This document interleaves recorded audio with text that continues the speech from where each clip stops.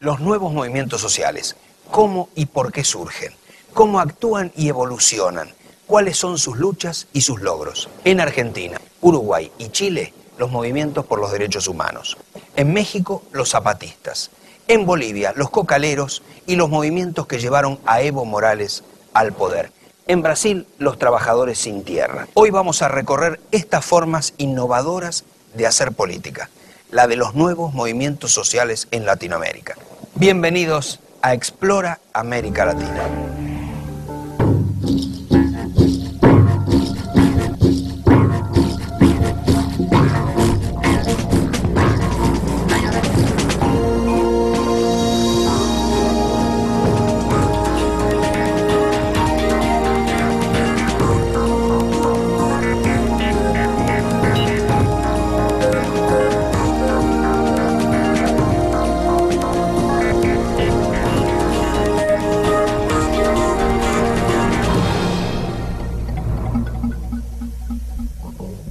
A fines de los 70, en la Argentina, en plena dictadura, los movimientos de derechos humanos, con organizaciones como las Madres de Plaza de Mayo, hacen pública una verdad silenciada. Hay una idea que es la idea de secreto a voces, ¿no? Secreto a voces. De alguna forma hay unos antropólogos que dicen, bueno, en todas sociedades hay secretos a voces. O sea, algo que saben todos, pero que generalmente no se comenta. O se comenta solamente en el sector de lo privado, de lo doméstico. No se comenta públicamente, aunque todo el mundo lo sabe. A partir de los 80, de alguna forma, los movimientos sociales aparecen como señalando algunos de estos secretos a voces, sobre todo en las sociedades nacionales de América Latina. ¿Cuáles son estos secretos a voces? Bueno, por ejemplo, la profundización de la brecha social. Todo el mundo sabe, a partir de los 80, que la brecha entre ricos y pobres se iba profundizando año a año, que los planes económicos de los gobiernos iban profundizando esa brecha. Los movimientos sociales surgen de alguna forma como señalando públicamente, bueno, esto existe, los pobres existen, y los procesos de gobierno y de desarrollo económico, en este caso, están profundizando la brecha. En algunos casos, viejos movimientos sociales se debilitaron profundamente, por ejemplo, muchos movimientos sindicales, y emergieron nuevos movimientos sociales de muy diversa perspectiva, algunos de ellos de base territorial, algunos de ellos recogiendo demandas nuevas o demandas ancestrales que sin embargo se expresaban, como el caso de los movimientos indigenistas, en una clave renovadora. En el caso de fenómenos vinculados al racismo o a la discriminación, aparecen los movimientos sociales y esos secretos a voces son expuestos en el ámbito de lo público por los movimientos sociales. Desde ese punto de vista desarrollan un proceso de toma de la palabra. El concepto es de Michel de Certeau, ¿no? Del francés. Él lo aplicaba al Mayo francés. El proceso de toma de la palabra tiene que ver con un salto, en cierta forma, de lo doméstico a lo público y de toma de la palabra precisamente porque existe un silencio, una palabra silenciada previamente. La buena palabra ha sido ya sembrada en buena tierra. Esta buena tierra es su corazón de ustedes y en él florece ya la dignidad zapatista. Es decir, procesos de discriminación, profundización de la pobreza, marginación, etcétera, que son conocidos por toda la sociedad, determinados sectores, en este caso movimientos sociales, se dan el esfuerzo y la tarea de tomar esa palabra callada y expresarla en el terreno de lo público. Desde ese punto de vista hay una característica también central de los movimientos sociales que es su creatividad de acuerdo a las formas de expresión que adoptan. Buenas noches, Yucatán. Sabemos que están muy preocupados por el pasamontaña, entonces como primero me voy a quitar el pasamontaña.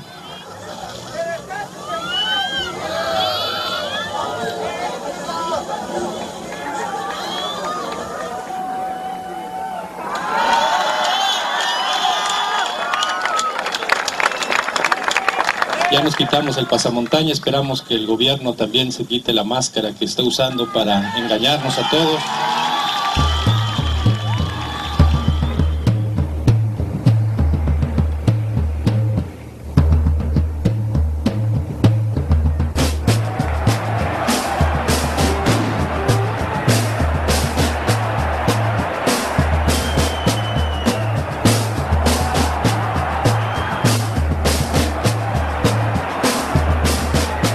¿Por qué la denominación de nuevos movimientos sociales? No solo porque irrumpieron en las últimas décadas, también en oposición a las agrupaciones tradicionales que canalizaban la participación política antes de los 80, como partidos y sindicatos. El caso de Brasil, Brasil es un país en el que efectivamente tuvimos en los años 80 y 90 una movilización fuerte, todo el movimiento de los sin tierra, digamos, tanto en Brasil como en Bolivia lo que se ha visto es un desarrollo de la dinámica social, un desarrollo de movimientos sociales que de cierta manera obligaron o han obligado a la sociedad política a reformarse o, por falta de reforma, a tener que aceptar que surgieran líderes de un tipo nuevo, que no son, digamos, los prototipos del sistema político clásico, ¿no? Son dos ejemplos, hay otros, seguramente Hugo Chávez en Venezuela, que viene de otra cepa, ex militar, también es interesante en este sentido, ¿no? Tratamos de aportar ideas para la salvación de este planeta, para salvarlo de la amenaza imperialista y para que ojalá pronto, en este siglo, no muy tarde, ojalá podamos verlo nosotros y vivirlo mejor nuestros hijos y nuestros nietos, un mundo de paz, bajo los principios fundamentales de la Organización de Naciones Unidas, pero relanzadas y reubicadas. Creo que Naciones Unidas tenemos que ubicarla en otro país, en alguna ciudad del sur. Es como el cansancio del modelo político clásico, una cierta dificultad que tiene la clase política a renovarse y pueden emerger, digamos, en condiciones difíciles de gobernabilidad, especialmente en el caso de Bolivia, líderes de un tipo nuevo, y obviamente en Bolivia está el factor indígena, ¿no es cierto?, que explica a la vez el movimiento, digamos, de reivindicación y la emergencia de un Evo Morales. Que llegó con mayoría en primera vuelta y que expresa eso, una coalición de movimientos sociales. Una de las características de los movimientos, de los nuevos movimientos sociales, es su diversidad, ¿no? Podemos pensar tal vez primero en dos universos particulares. Uno tiene que ver con reclamos de inserción social y otros tal vez más orientados a el reclamo de derechos civiles y reivindicaciones de tipo cultural. En el caso de los primeros se podía mencionar a los cocaleros en Bolivia, al movimiento zapatista en México o al movimiento sin tierra en Brasil.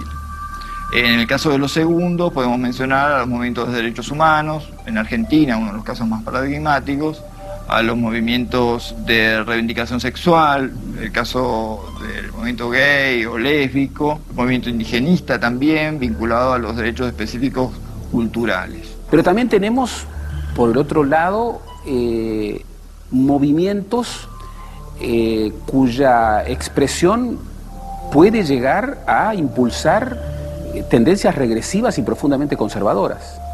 Movimientos de alto delito, tenemos el caso de Colombia, la llamada narcoguerrilla, en donde, bueno, allí se configura de alguna manera una mezcla explosiva, en donde tú tienes narcotráfico, tienes altos circuitos de delincuencia calificada y tienes viejas guerrillas que han olvidado sus fuentes y que de alguna manera proyectan de alguna manera un futuro de profundización de la marginación social. Esto hace que el caleidoscopio de movimientos sociales hoy en América Latina deba ser registrado en su complejidad.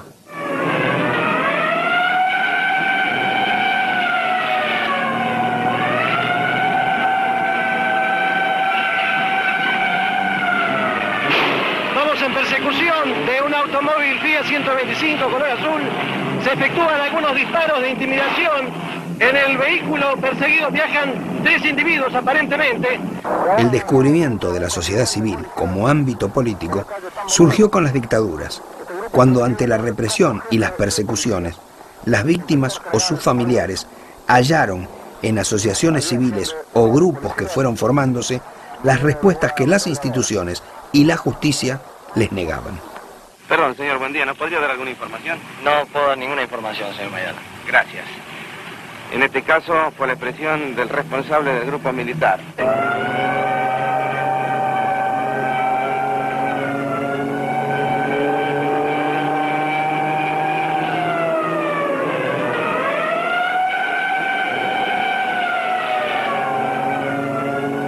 Vinieron por primera vez el 30 de abril de 1977 14 madres.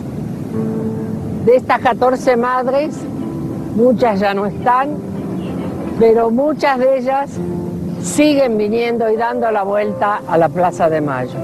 Salimos en plena dictadura, tal vez en un acto de inconsciencia, pero de amor total.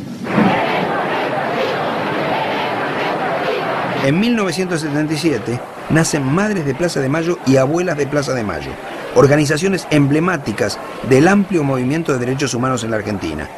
Nacen en la búsqueda de sus hijos desaparecidos y de sus nietos, muchos nacidos durante el cautiverio de sus madres y luego apropiados. Una movilización de mujeres que sí surge al mundo público en función de una demanda que tiene que ver con esto de la familia. O sea, las madres de Plaza de Mayo son madres y salen como definiéndose como madres de hijos e hijas detenidos desaparecidos. Seguimos siendo madres, no renegamos de eso, pero le dimos otro carácter a la maternidad, la ampliamos.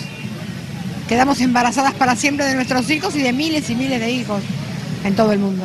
Porque las madres en un momento socializamos la maternidad. Entonces yo te dije que me falta mi hijo y mi nuera, pero ya no pedimos por ellos, pedimos por los 30.000 hijos que nos faltan. ¿Qué se hace después con eso en la esfera pública? Es parte de la historia. O sea, una podría decir, se convirtió el movimiento vinculado al parentesco, porque o sea, no es solo las madres, abuelas, pero después familiares. ¿Qué pasó con eso? ¿En qué se fue transformando? ¿Cómo se vinculó con otros movimientos? Una de las cosas es que sí, es el emblema del movimiento de derechos humanos, pero el movimiento de derechos humanos es mucho más que las madres. Y el movimiento de derechos humanos, además, tiene una agenda que va más allá de la cuestión con los detenidos desaparecidos. Y al involucrarnos con las luchas sociales, comenzamos no a cambiar los reclamos, sino a ampliar los reclamos. Y es lo que continuamos haciendo. Entonces allí hubo una expansión por parte de, o una incorporación por parte de las Madres de Plaza de Mayo y otros movimientos familiares a una agenda más amplia. Pero no ha habido una transformación de esas propias organizaciones. Siguen siendo organizaciones donde solo son miembros aquellos que tienen parientes, no se transformó en un movimiento de ciudadanía. Entonces, en ese sentido, se mantuvieron en la definición literal del parentesco.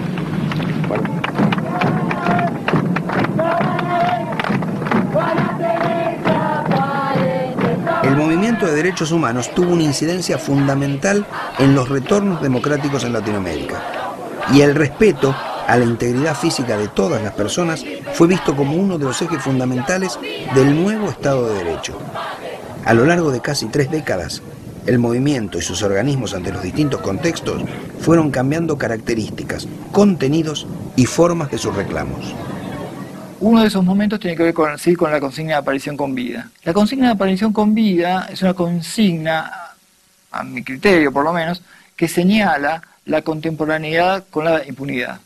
Es decir, cuando se hablaba de aparición con vida, de alguna manera también se estaba hablando de la contemporaneidad del proceso de impunidad que se había abierto, digamos, que se ponía de manifiesto con el no juicio a los responsables del terrorismo de Estado. O sea, el problema era del presente. Teníamos una esperanza, por muchos años, una esperanza muy grande de que en algún lado estaban y que los iban a liberar, y los buscábamos con vida y exigíamos la aparición con vida. Recuerdo otra consigna que era ahora resulta indispensable la aparición con vida y castigo a los culpables. Ese ahora marcaba una coyuntura puntual, un presente actual, ¿no? Es decir, el problema es de nosotros y es actual, y hacía la impunidad, un contexto de impunidad. Ahora resulta indispensable aparición con vida y castigo a los culpables. No era solo pedir la aparición con vida y que con eso se cumplía la lucha. O sea, el que secuestró un niño es un ladrón de niños y merece la cárcel. Y un segundo momento podría estar caracterizado por la aparición del término memoria. La aparición del término memoria tiene que ver con un contexto particular de ese proceso de impunidad que surge a partir de los 90 con las políticas del menemismo en vínculo a los discursos de reconciliación que el Estado produce y propone. El Estado propone, además comienza con Alfonsín, las leyes de punto final, que se profundiza finalmente con los decretos de indulto de Menem, y una política de reconciliación en base a un discurso articulado por la idea de olvido. Y Abuelas de Plaza de Mayo, cuando comenzó el primer gobierno constitucional, como ciudadanas salimos a la calle a festejar. Volver a recuperar la democracia interrumpida, para nosotros era la verdad, la justicia, el logro y el Estado de derecho a hacerse cargo de lo que el Estado terrorista hizo. Después vinieron juicios que fueron muy importantes, el juicio a los comandantes, único, pero luego vinieron leyes de claudicación, como las leyes de punto final y obediencia debida, que liberaron a todos los responsables del terrorismo de Estado desde una jerarquía hacia abajo, porque obedecieron órdenes, cosa inaceptable. Hay que olvidar, ¿no? Es decir, el término olvido es utilizado por el discurso del Estado. A partir del discurso de la impunidad del menemismo, discurso articulado bajo la idea de olvido, los movimientos de derechos humanos comienzan a incorporar en sus reivindicaciones la idea de memoria. Profundización de formas que ya venían utilizando, el uso de fotografías, poner ahí la memoria sobre la desaparición. En los 90, la respuesta al discurso del olvido incluye el surgimiento de nuevas organizaciones. Es el caso de Hijos, opuesta al olvido desde su denominación. Hijos es un organismo de derechos humanos, es una sigla, significa Hijos por la identidad y la justicia contra el olvido y el silencio. Que agrupa a los hijos de desaparecidos, asesinados, expresos políticos, exiliados y a todo aquel que se sienta hijo de una generación que luchó por cambiar el país. Y, bueno, puede haber un último capítulo, si se quiere, que es un poco el contexto actual, donde las políticas de Estado coinciden con el proceso de justicia sobre el terrorismo de Estado. Condena a Miguel Osvaldo Echecolás, de las demás condiciones sobrantes en autos, a la pena de reclusión perpetua e inhabilitación.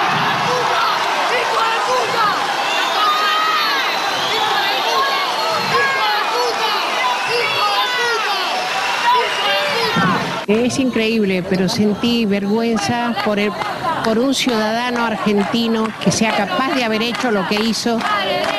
Pena porque no da respuestas de mi nieta, pena porque no sé cómo mataron a mi hijo ni por qué. Una mezcla de sentimientos tremendo, pero sí pienso seguir buscando a Clara Nay día por día y luchando todo lo posible para tener justicia para los demás desaparecidos.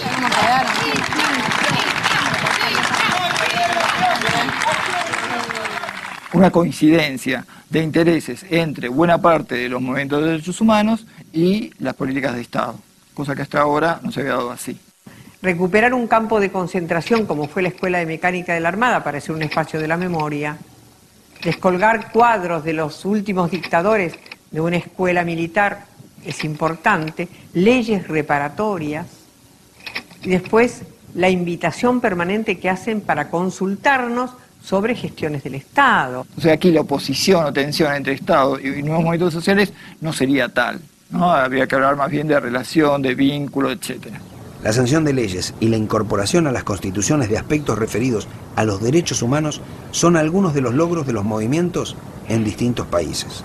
También hay logros particulares de los organismos, como en el caso de las Abuelas de Plaza de Mayo, el hallazgo de sus nietos. Encontré la verdad hace 2 meses. Soy el número 77 de los hijos que apareció. No tengo más que mi palabra de agradecimiento a las abuelas,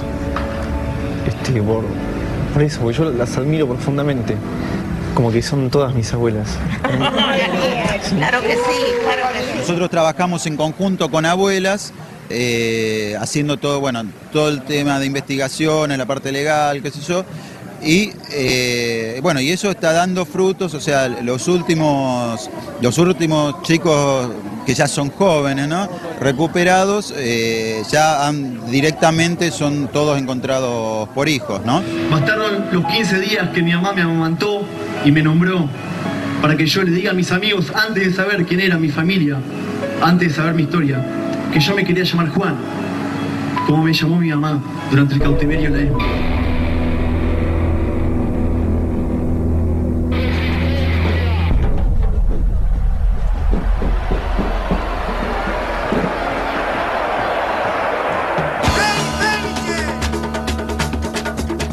En los 80 se dan en casi todos los países afectados por las dictaduras las transiciones democráticas.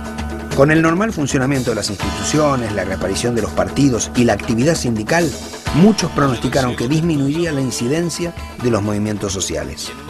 Esto sucedió en algunos casos. En Brasil, donde los partidos lograron unificar y representar reclamos de los movimientos, y en el Uruguay. El final de la dictadura, ¿qué es lo que generó? Generó que justamente cuando se producía la explosión de la lucha antiautoritaria, emergían movimientos sociales de nuevo cuño.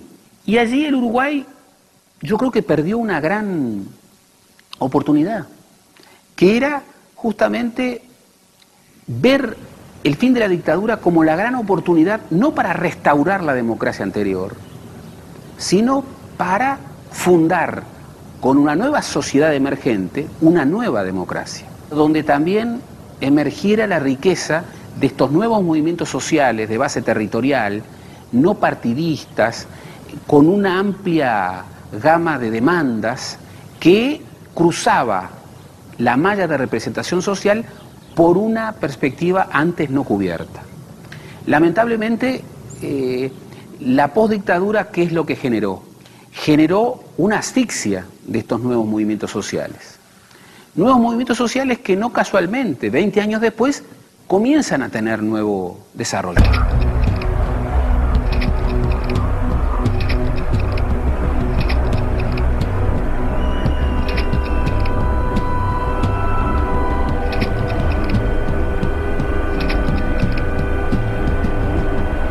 Las nuevas democracias, que tantas esperanzas habían generado, enfrentarían serias dificultades.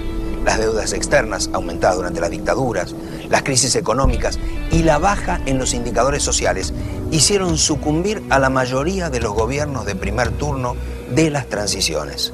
El descontento se reflejó en la llamada crisis de representación. Las instituciones perdieron su rol de canalizadoras de los reclamos y los partidos su apoyo masivo. En ese contexto, se afianzaron movimientos sociales basados en la reafirmación de derechos e identidad, entre otros, movimientos étnicos, feministas o por los derechos de los homosexuales. Me parece que la respuesta tan activa que han asumido algunos movimientos sociales refleja la desesperación de grandes segmentos de las sociedades latinoamericanas que han caído en la cuenta que no tienen más un lugar en el actual orden de cosas, y esto ha producido, digamos, una proliferación de nuevos actores y de nuevos sujetos políticos. Está el surgimiento de organizaciones ciudadanas también, vecinales, ecologistas, o sea, ha habido una proliferación de movimientos sociales que se han interpuesto a la globalización neoliberal, producto de la insatisfacción, de la frustración, de la exclusión que genera este modelo, no solamente en los países del capitalismo periférico, sino mismo en los grandes centros metropolitanos. La ciudad se encuentra sitiada desde hace 5 meses por maestros y activistas de izquierda, quienes exigen la salida del gobernador del estado, Ulises Ruiz. Algunos manifestantes intentaron impedir el paso de la policía y les arrojaron piedras. En el próximo bloque recorreremos por dentro a los sin tierra en Brasil y el primero contra la globalización y el neoliberalismo, el zapatismo en México.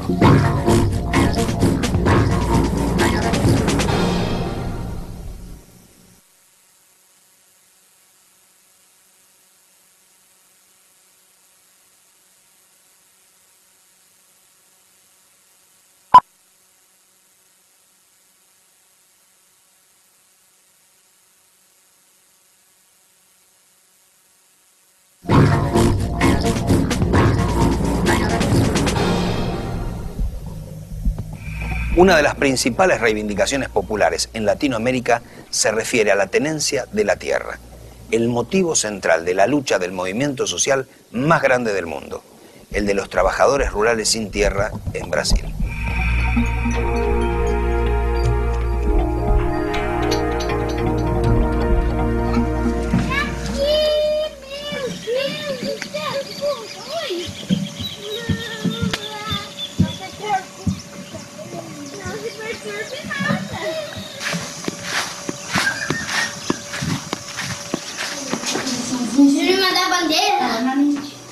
Ah, tá lá em cima, eu acho, no quarto. A bandeira. Agora, Cristiano, eu quero... Você quer? Município de Pontão. Nossa, na Fazenda Noni, é? Fazenda Noni, é assentamento da Fazenda Noni. O que é a Fazenda Noni? Fazenda Noni é um assentamento do assentamento maior, quase, né, do Rio Grande do Sul aqui, né. Foi ocupado em 85, a Fazenda Não com 2.000 e poucas famílias, né. A terra guarda a raiz da planta que gera o pão, a madeira que dá o cabo, da enxada e do violão. O Movimento Sem Terra, ele surge no final dos anos 70, com uma retomada dos movimentos da igreja e quando vai chegando o momento das anistias, né? Então o sindicalismo retoma no Brasil, né? A luta pela terra, e o Movimento Sem Terra surge aí, das pequenas ocupações de terras que aconteceu nesses anos de 78 em diante, com o pessoal que foi atingido por barragens. E a partir desse ajuntamento dos acampamentos é que foi surgindo a possibilidade de montar um movimento mais autônomo. Con unos 160 millones de habitantes, Brasil es el quinto país entre los más poblados y entre los más extensos del planeta. Ocupa casi la mitad de Sudamérica y es el más grande del hemisferio sur. Sin embargo, la concentración de latifundios es la mayor de todo el continente.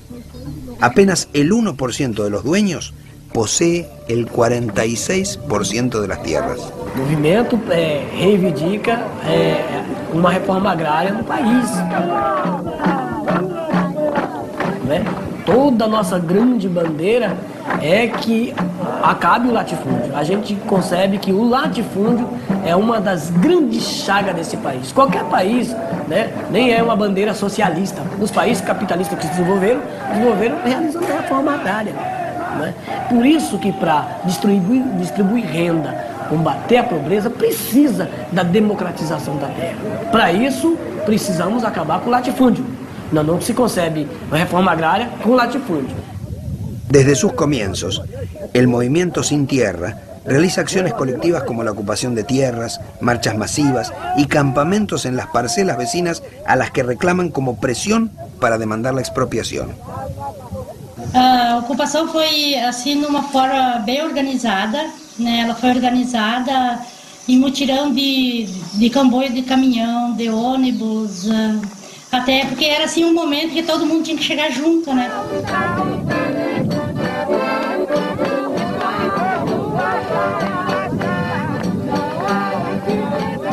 Várias lembranças importantes. Uma foi da noite que nós chegamos na ocupação, que era uma noite de lua clara, tu olhava longe no mato, assim, não chegava longe.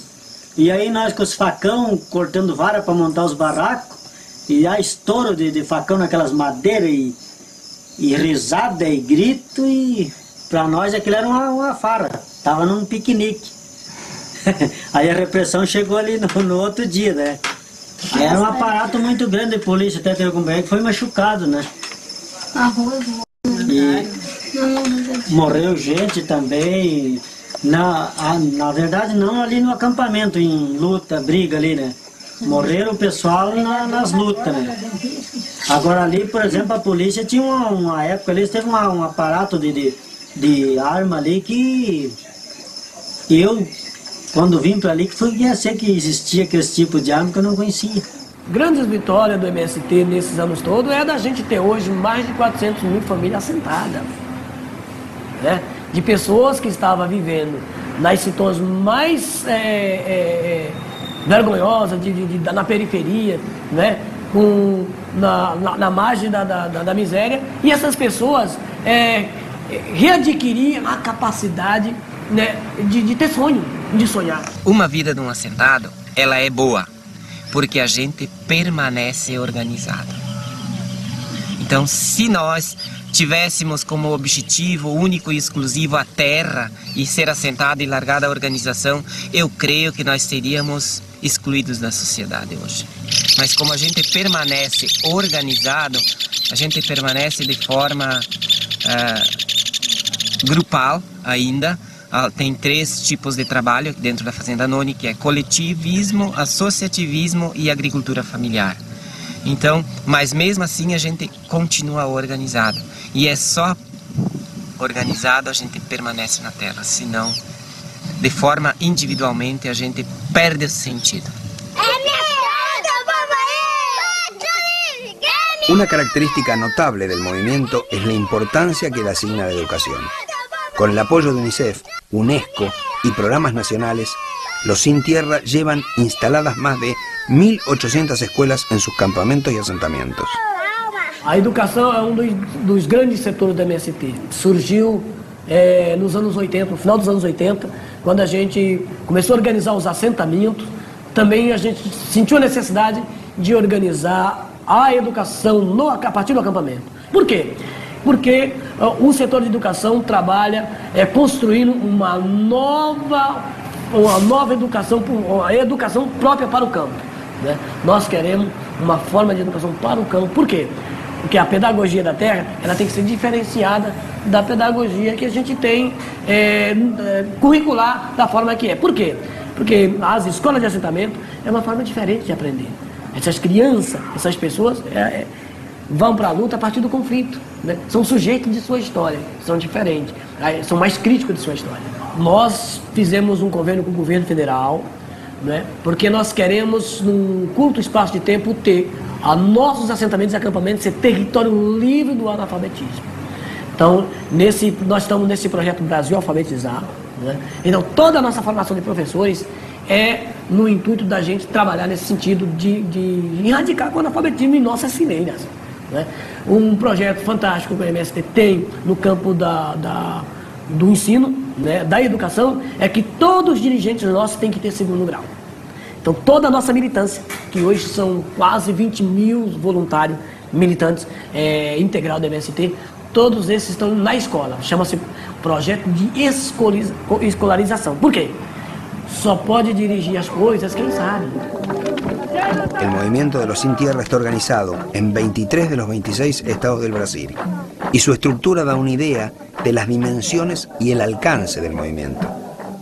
Los Sin Tierra reúnen las características definitorias de los movimientos sociales en Latinoamérica. Es una organización originada en reivindicaciones muy específicas que se expande en los 80 y los 90 como movimiento de oposición a las políticas neoliberales, conjugando sus demandas por la tierra con principios más amplios de derechos y justicia social. Então, se você resgata as nossas raízes, você resgata a solidariedade. Então, nós temos no movimento um trabalho forte nesse aspecto do resgate, da recuperação da nossa cultura, da verdadeira cultura camponesa, que valoriza pequenas coisas simples da vida, mas que são fundamentais, que coloca no centro do nosso dia a dia não o dinheiro, não ganhar, não o enriquecimento, mas sim a sobrevivência nossa enquanto espécie, enquanto pessoas, enquanto seres humanos. E é um processo simples de fazer, mas difícil. Então, para mim, o Sem Terra ele é esse sinônimo de povo, de pessoas organizadas em luta para mudar essa sociedade, para ter uma sociedade mais justa. A terra guarda a raiz da planta que gera o pão, a madeira que dá o cabo, a enxada e do violão. A terra guarda a raiz. Una década después de la constitución del movimiento Sin Tierra, surgirá al sur de México, en la zona maya de Chiapas, otro de los movimientos sociales más importantes de Latinoamérica, los zapatistas. Un ejemplo único de la irrupción global de un movimiento que 24 horas antes era prácticamente desconocido fuera de sus fronteras. Hermano, Nosotros nacimos de la noche, en ella vivimos, moriremos en ella, pero la luz será mañana para los más, para todos aquellos que hoy lloran la noche.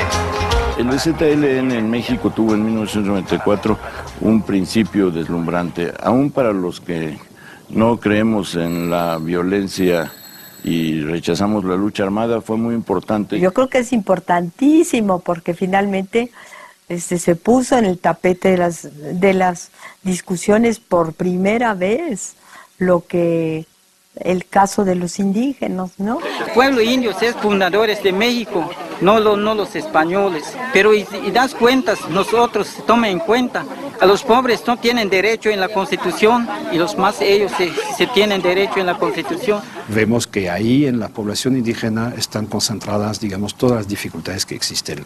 Informalidad en materia de trabajo, falta de acceso a educación y salud, aislamiento, falta de infraestructura física y, por supuesto, niveles altos de pobreza. Los chapanecos, en el fondo, no se levantaron en armas para hacer una guerrilla al estilo de los años 60.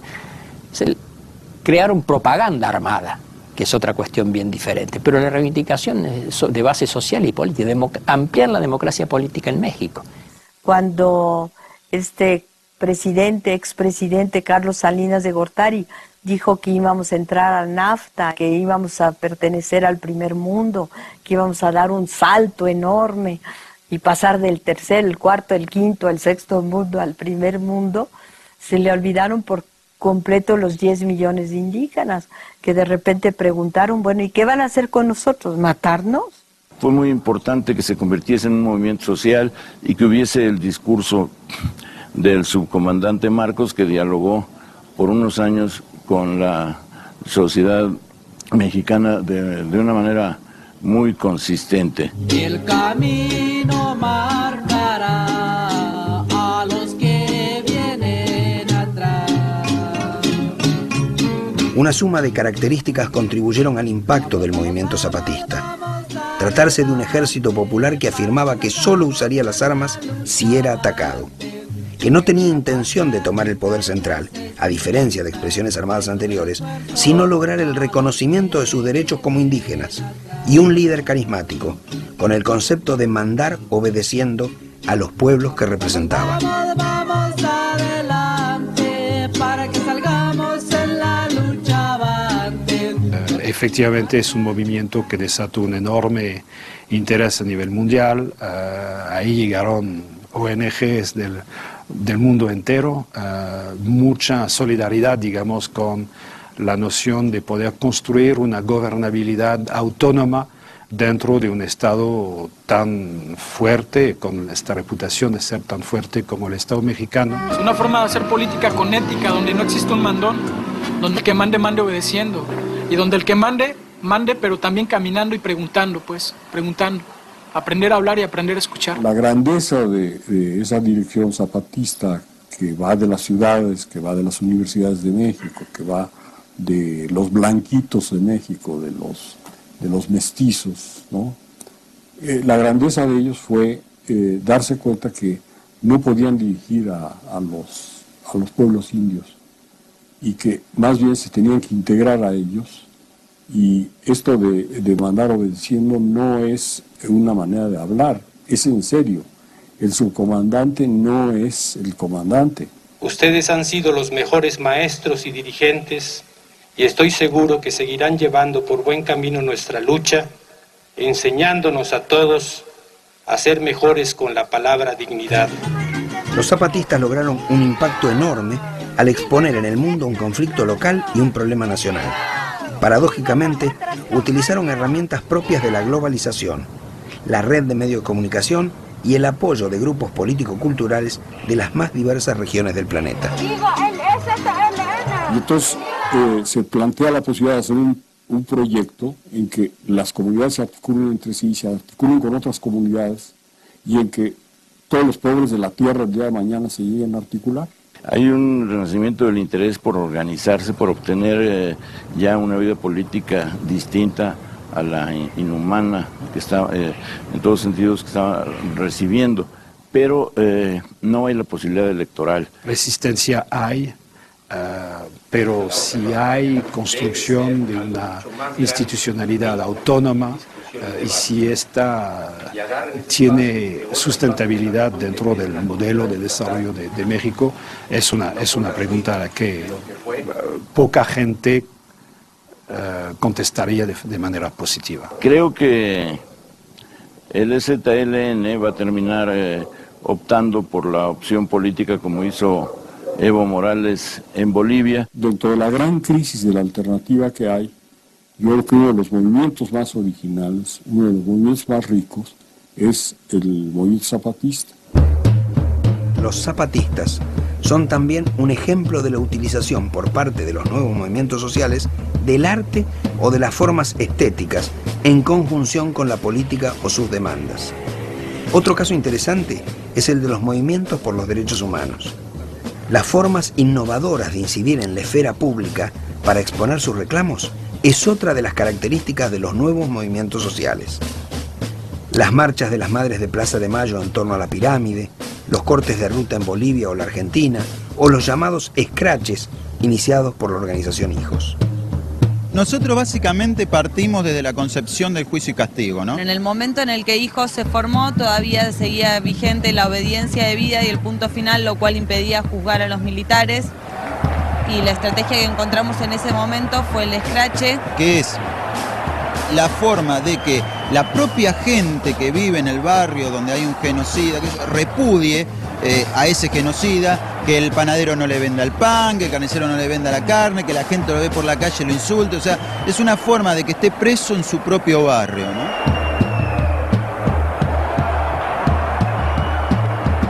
En las últimas décadas, crisis económicas, políticas, antipopulares u escándalos de corrupción provocaron movimientos masivos de protesta que en muchos casos terminaron con gobiernos locales o centrales. Algunos casos son los de Color de Melo en Brasil, Bucarán en Ecuador, Fujimori en Perú y en la Argentina la caída de Fernando de la Rúa tras violentos episodios y el llamado cacerolazo a fines del 2001. Si el contexto político social provoca de alguna manera contradicciones serias, es posible que la población en su conjunto, por ejemplo como el 2001, adopte, toma el espacio público y nuevas formas de intervención. En el caso del cacerolazo también se habían dado con otros signos incluso en otros lugares de América Latina. Pero con la contundencia que se dio en Argentina fue como inédito. Pero esos movimientos de alguna manera reflejaron un estado de ánimo transitorio y espontáneo de grandes masas de la población y que tenían un objetivo muy puntual. Agotado el mismo, debía haberse dado lo que podríamos llamar un reformateo organizacional, pero ese reformateo organizacional no se produjo, por lo tanto esos movimientos fueron desvaneciéndose una vez que los objetivos primarios que los habían movilizado fueron alcanzados o fueron dados ya por perdidos inexorablemente. En el caso del 2001 tuvieron su reflejo en una forma de organización particular que fueron las asambleas barriales. Debía acotada precisamente por problemas de organización. También en Bolivia, un masivo movimiento de protesta depuso al presidente Sánchez de Lozada en el 2003. En este caso, demandas puntuales, económicas y políticas se combinaban con una cuestión de fondo: la exclusión de la población indígena. Las protestas incluyeron organizaciones campesinas, indígenas, cocaleros, sindicatos y grupos espontáneos. Esta experiencia ejemplifica una característica central de los nuevos movimientos: su diversidad y su heterogeneidad. Lo singular del caso boliviano es lo que estos movimientos generaron.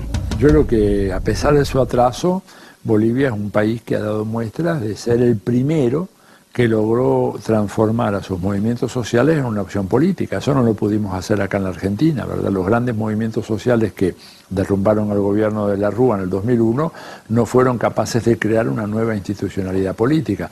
En Bolivia eso se ha creado. Esa tentativa tampoco se logró dar en el Brasil de Lula, de manera que en ese sentido me parece a mí que Bolivia está marcando un camino muy importante. Supone la transición de movimientos sociales que se coaligan, que articulan una propuesta de síntesis global de demandas con un fuerte eje no excluyente en el reempoderamiento de la población indígena, mayoritaria en Bolivia, el 60% de los bolivianos son indígenas.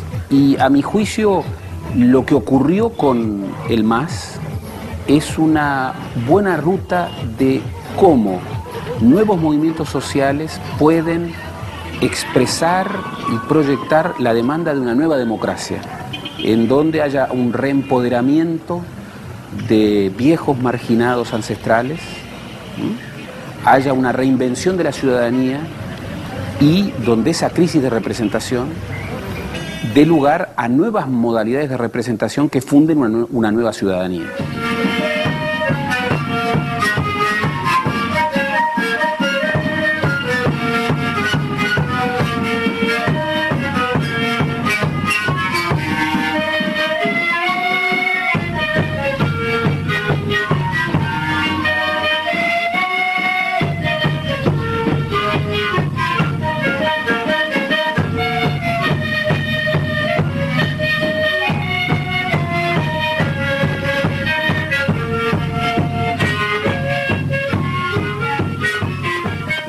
Todo reclamo o demanda popular implica una situación de necesidad, desigualdad o injusticia.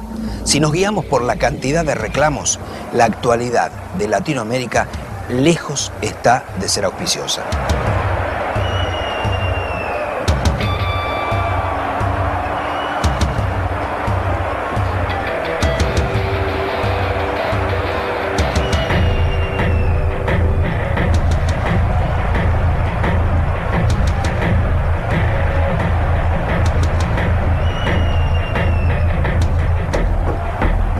Pero hay otra lectura posible, que cientos de miles de latinoamericanos, castigados por planes, políticas, crisis, gobiernos propios o ajenos y procesos globales, no se cruzan de brazos, ni se resignan a su suerte. Con aciertos y errores, hoy están alerta y dispuestos a unirse y reclamar por sus necesidades o sus derechos. En ese sentido, Latinoamérica está más despierta que nunca.